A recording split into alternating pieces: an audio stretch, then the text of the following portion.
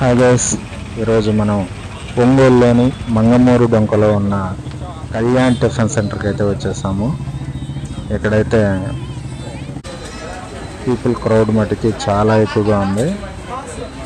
ఇక్కడ దోశలు, చపాతీలు, ఇడ్లీలు చాలా బాగా ఉంటాయంట. మనం కూడా టేస్ట్ చూసేసి ఎలా ఉందో చూద్దాం. క్రౌడ్ అయితే మాత్రం చాలా బాగా ఎక్కువగా ఉంది. మా ఫ్రెండ్ అయితే ఉప్మా దోశ పుచ్చుకొని ప్రశాంతంగా ఎలా కూర్చొని తింటున్నాడో చూడండి.